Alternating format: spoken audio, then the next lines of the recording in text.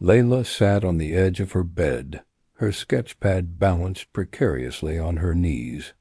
The pencil in her hand felt heavy, as if it carried the weight of every insult she had ever endured. Her reflection in the mirror across the room looked back at her tired, withdrawn, and haunted. High school had left scars deeper than anyone could see. For years, the whispers, the laughter behind her back, the cruel comments about her appearance and awkwardness had shaped her world. She had tried to disappear, hoping invisibility would be a shield. But invisibility didn't stop the loneliness, the aching doubt, the constant voice in her head saying, "You'll never be enough." Her parents tried to help in their own way, words of encouragement, gestures of love, but nothing seemed to reach the hollow ache inside her. School was a battlefield. She had friends, technically, but their loyalty was fragile, contingent on social status, on shared gossip. Layla longed for something real, something that belonged only to her. One rainy afternoon, after another day of whispered snickers and judgmental stares, she wandered into a small art supply store she had never noticed before.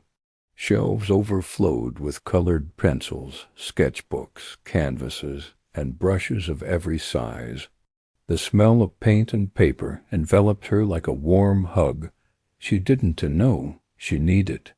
She picked up a set of soft charcoal pencils, running her fingers over their smooth surfaces.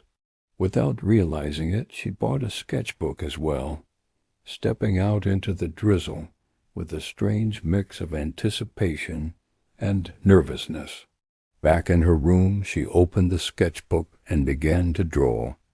Lines, curves, shadows, they poured out of her without thought, creating worlds and faces that lived somewhere between reality and imagination.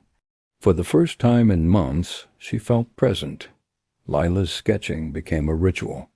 Morning, afternoon, and evening, she returned to her pad, exploring emotions she couldn't articulate. The act of creation was meditative. She would lose herself in shading a cheekbone, experimenting with color blending, imagining entire stories behind her drawings. It wasn't about perfection, it was about expression. One day, as she sketched in the park, an older woman approached her. "These are beautiful," she said softly, pointing at the notebook. Her eyes weren't critical. They were curious and kind. Layla stiffened, but didn't stop drawing. The woman introduced herself as Nora, an artist who ran informal weekend classes at a small community center. She invited Layla to come and try painting, emphasizing it was purely for enjoyment. The invitation stayed in Layla's mind for days. Finally, curiosity overrode hesitation. She walked into the community center, heart pounding, expecting to be judged, expecting to fail. But the room was filled with laughter, brushes swishing across canvases, and people lost in creation. For the first time in years, she felt a sense of belonging. Painting wasn't a solution, it didn't erase the years of mockery or the loneliness that sometimes crept in, but it gave her a way to interact with the world on her own terms. Layla found herself experimenting with abstract shapes, colors representing emotions she didn't have words for. She shared her work tentatively with Nora, who encouraged her gently, never pushing, always supportive. Outside the art classes, Layla began experimenting with small acts of social bravery. She joined a reading club where the focus was on discussion and curiosity rather than social hierarchy. She met people her own age who were intelligent, funny, and accepting. They didn't know about her past struggles at first, and she didn't feel pressured to reveal them. It was enough to simply belong to a group where her voice mattered. At school, the dynamic didn't immediately change. Some whispers persisted, But Layla began to hold her head higher, her confidence drawn not from external approval, but from the quiet assurance she felt in her abilities and her passions. When a classmate sneered at one of her sketches, she didn't crumble. She smiled politely and kept going, knowing that her creativity wasn't defined by anyone else's opinion. She also started a small side project, an online art journal, where she posted sketches, stories behind the images, and reflections on daily life. The responses weren't massive, but they were real. Messages from people who resonated with her work, who thanked her for sharing something authentic. These small interactions slowly stitched together a sense of purpose. Layla discovered that healing wasn't about erasing pain. It was about making space for joy, curiosity, and connection alongside it. She still had moments of doubt, nights when the old insecurities resurfaced, threatening to undo her progress.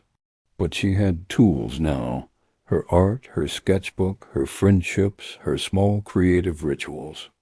She had choices, and for the first time in a long time she exercised them. One evening, as she added finishing touches to a large painting of a fractured mirror reflecting a forest, she realized something profound. The image wasn't perfect.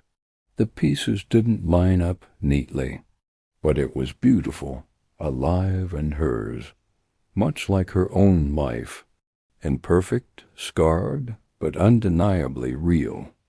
As the sun set, casting warm golden light across her room, Layla looked in the mirror again. The reflection was still hers, still flawed, but she could see resilience in the eyes staring back. The whispers of the past hadn't disappeared, but they no longer controlled her. She had built a life that was active, engaging, and meaningful, shaped by her own hands and choices. Layla smiled, not because everything was perfect, but because she had chosen to engage with the world, to create, and to reclaim her voice. Every sketch, every brushstroke, every word she shared online was a victory over the silence that had once swallowed her. Life was not linear. Pain and joy coexisted. But Layla had found a rhythm and equilibrium that allowed her to live fully and perfectly and beautifully.